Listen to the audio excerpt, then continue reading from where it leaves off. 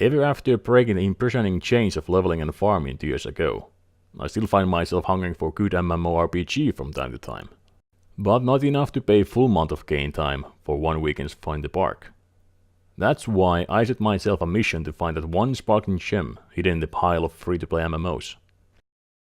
Before we get into today's game, I must remind you about a couple of things. 1. My mmorpg history consists of 8 years playing Warcraft, which gave me solid, but one-sided lesson about how games should work and how it shouldn't. 2.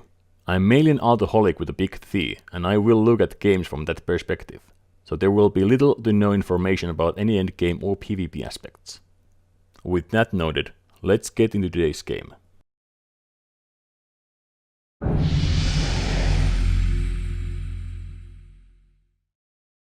When creating a new chapter, you are greeted by a surprising amount of races, but a closer look reveals that 6 out of 12 are very similar elfin races, and races like Drow, Dragonborn and Moon Elves are locked behind the paywall.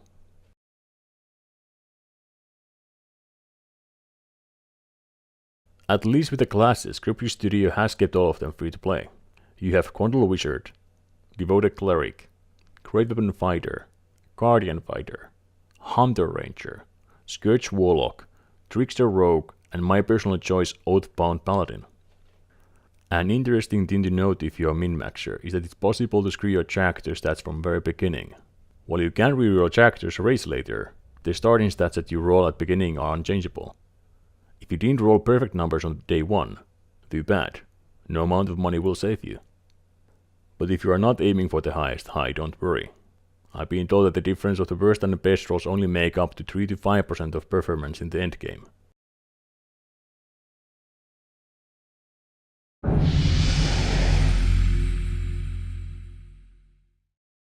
As an alcoholic, one of the most important things is the feel of different zones, stories they tell, and different paths and quest lines you can take while leveling that 3rd or 5th alt.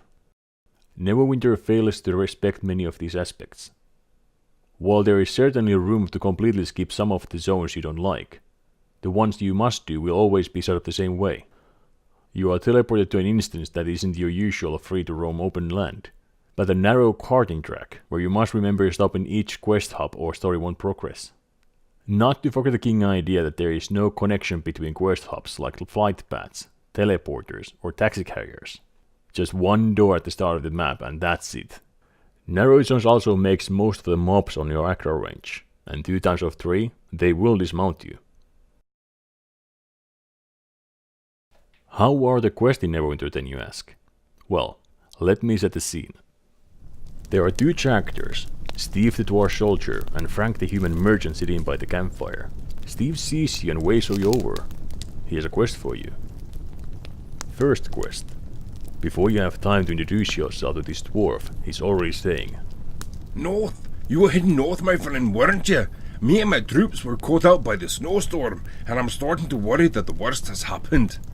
Be a good lad and seek out any survivors and send them back to the camp. I will reward you handsomely." You nod and head to north, killing Wendigos around dead troops, and after finding 12 bodies you bring back the bad news. No one survived the snowstorm. Second quest. Steve lowers his head when hearing the news. After silently watching the campfire for a moment he mumbles into his beard.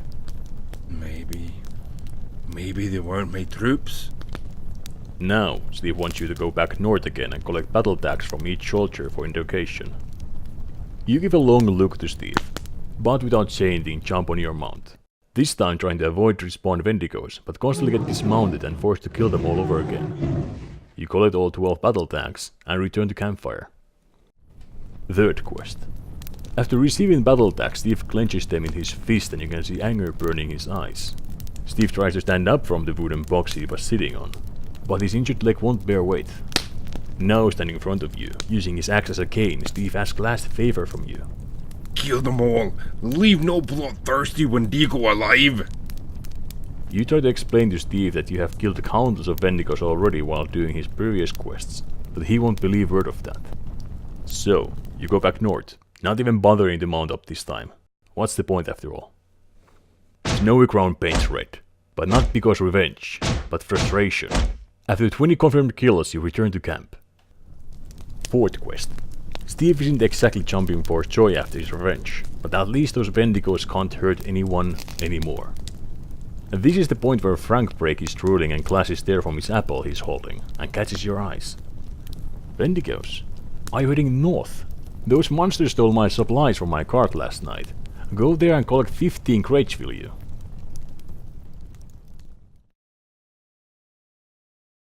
These kind of repetitive quest storylines weren't rare in Neverwinter.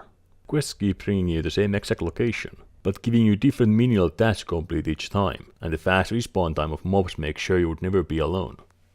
These tasks could easily be clumped together as a one, and made little less frustrating. Either the quest writers didn't have much imagination, or the guys above saw initial leveling times and said it had to be a longer journey. But without enough time to write more quests and increasing experience needed, they just started dropping quests one by one. Talking about repetitive content, let me introduce you to the campaign and the ever-growing list of factions that need you to do dailies at max level to progress and get rewards. While dailies and rep grinding is nothing new, and I'm fine with them giving mounts, pets, gear and toys to players who can stand them, I will tolerate them if I'm not forced to do them. I just have my gear from somewhere else and ride with my more boring mount. But as in many things, Neverwinter pulls its 7th ace from its sleeve with dailies too. The campaign's main thing is to give you boons. Think them as another set of talents, permanent stat bonuses and other buffs that stay with you. It is debatable how much impact boons will give you your performance, but they are more than encouraged to have you if you want to join a max level content. While Neverwinter has many things wrong in my point of view, it got a few things right as well. First thing is the voice acting. Each quest is read aloud for you by a small group of voice actors, and for me that shows some effort of storytelling. At least enough to make me stand there and listen even the nonsense side quests. Voice acting doesn't come without problems in games, and for Neverwinter, I wouldn't even expect flawless execution. Sometimes the voice actor seems to step away from the mic mid-sentence, and sometimes I swear the actor changes completely mid-story. From technical perspective though, I would want one change to be made. The quest dialogue and mob sounds are tied to the same volume dial, and for some reason mob grunts and screeches are 3 times as loud as NPC talking. Please allow the players to balance them individually on separate dials. The other thing Neverwinter gets right is the quest tracking. One of the problems in games, be that single player or MMO games, is finding the place where NPC wants you to go. I often find myself staring the map, or trying to align the compass with a quest marker, and by doing so, missing most of the details and scenery in the zones. Neverwinter devs have made this easier with their sparkly trail that leads all the way to the quest points.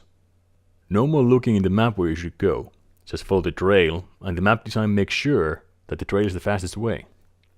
Is it enough to justify hallway-like maps though? In my mind, no. It could have been made work wonderfully in open world maps too.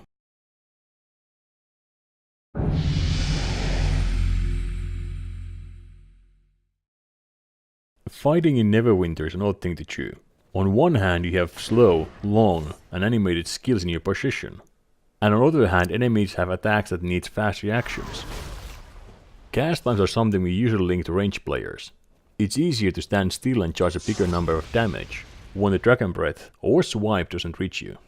Meanwhile melee has to be able to always be moving and dodging around, but always do small amount of damage, be that swing of a mace or slam of a shield.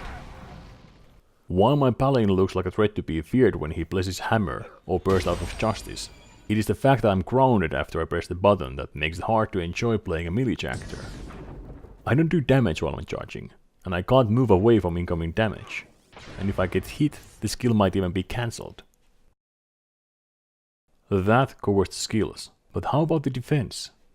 Though you are warned by red lines or circles from incoming special attacks, sometimes the attack will hit after the red warning has gone, and sometimes they happen in the same second. In most of the boss battles, red warning bugs out and stays on the ground for 10 seconds or longer after hit has struck. As a thank, I can also watch enemies' animations and block when I see them charging their fist for a good old uppercut. But the delay between me pressing shift and my paladin finally raising his shield makes the blocking a thing left to chance and luck. I also learned that once upon a time AoE was too strong in Neverwinter, and instead of solving the problem in classes and adding AoE damage cap, Cryptic flat out added AoE damage cap to 5 mobs at a time. Does this break a combat system? In most cases not, but as a typical AoE farmer seeing something like this, fixed in the easiest way possible and left in this state for years, tells me something about Cryptic Studios' way to handle in-game problems.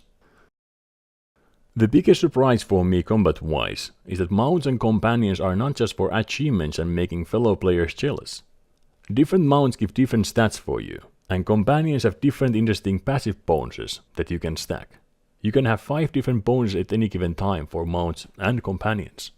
To top it all off, you can have 1 of the 5 companions active and it will fight for your side with its own set of skills. You can choose from pool of buffers, debuffers, healers, tanks or damage dealers. Neverwinter made me interested of little follower minions for first time in years.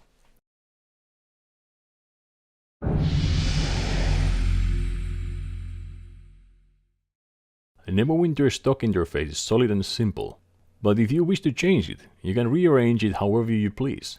But that's all the personal flavor you can bring to the table in this game, since it's strictly no add-ons one. The UI gives you access to a few tools that makes your everyday interaction a little bit easier. Auction House is fully usable no matter where you are, and you can see mail with a click of a button. To retrieve any items though, you need to find a mailbox.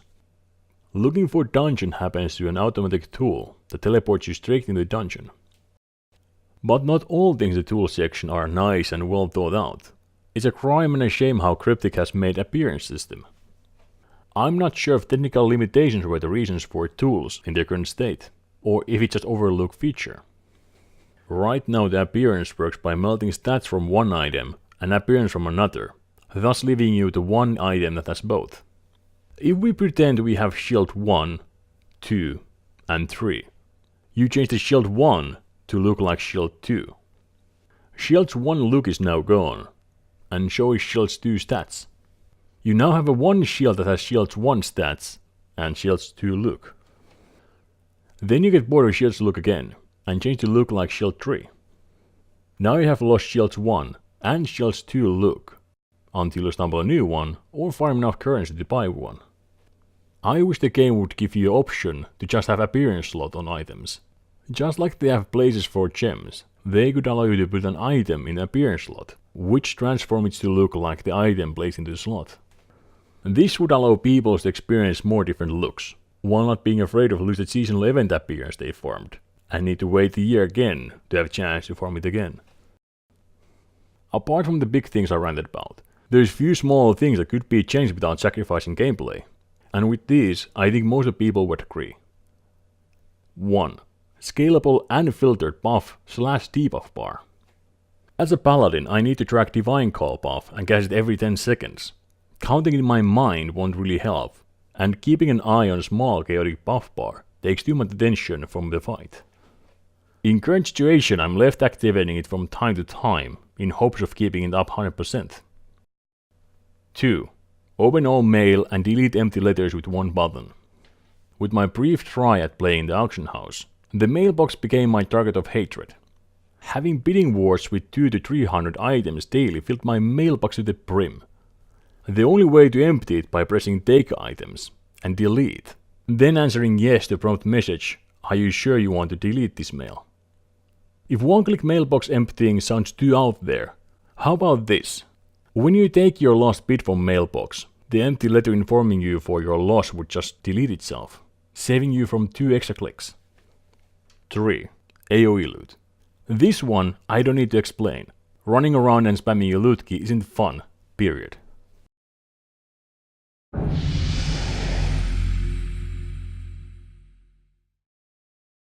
Free is never free. Without monthly fees, something else has to be there to make profit. What and how much you can get with real money in Neverwinter? Answer is everything. First thing to mention is that Neverwinter already has optional monthly fee that many people willingly pay. By buying this VIP game time you unlock new perks as months go by. Things such as teleporting from zone to zone, summonable mailbox and tank, teleporting to the main city, HP boost for your group, and various keys and other perks. A set of store-only mounts and companions are of course for sale, right next to buying level cap character. Changing character skills, Looks or race happens from here too, and so does skipping those pesky campaigns. With enough cash you can buy yourself max level character with all campaigns completed, some purple gear, and enough in-game currency to buy rest of your gear from auction house. This would leave you to wonder what in earth there's left to do.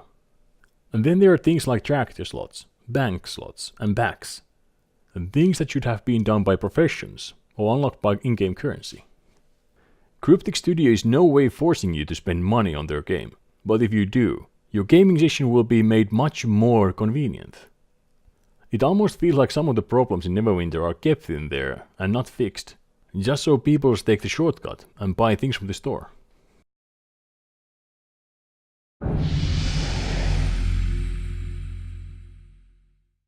I've kept my absolute favorite thing to last, and this is Foundry, and it saves the game for me. Foundry is a feature that was taken away, and just recently added back to the game. It is a tool for players themselves to make content in the game. Players have free hands to make their own stories or instances, and there's hundreds of them. Of course there are going to be those cheap ones that are just made for level chapters fast, but most of them are ones where player want to tell an epic tale, be that D&D one, or one that is there just to make you laugh. I've been a vampire, escaping hunters, and I've drowned my group members in the lava just to become the last boss in instance. I've run through recreation warcraft instance, solved murders in mansion, and my subscription list still have another 50 hours worth of adventures, from Tales of Sherlock Holmes to horror stories. Give players a tool to tell a story, and they do so much more than your workers do. Not because your workers are bad or lazy, but because the players tell the story they want the world to know, because they want to show that they can. They do it with limited tools and knowledge, but most importantly, they do it without expecting anything from it. They want to share something amazing with you, and if I could have an MMO where each quest had that amount of love and care, it just might be the game where I don't rant about. Problem in Foundry is not the content, it's a lack of rewards and attention. Truth is that most of the players in MMOs go where the price is, and random green item at the end of the 60-minute story is something that most people won't take. But let players decide what lays in the price chest, and it will be abused before you can say rollback. It would need a human hand to oversee the quality of the content, be that by workers or dedicated group of players and volunteers. But right now what Foundry needs more is attention from devs and visibility. Some people who have played the game for years don't even know it's back, and new players, they never found it.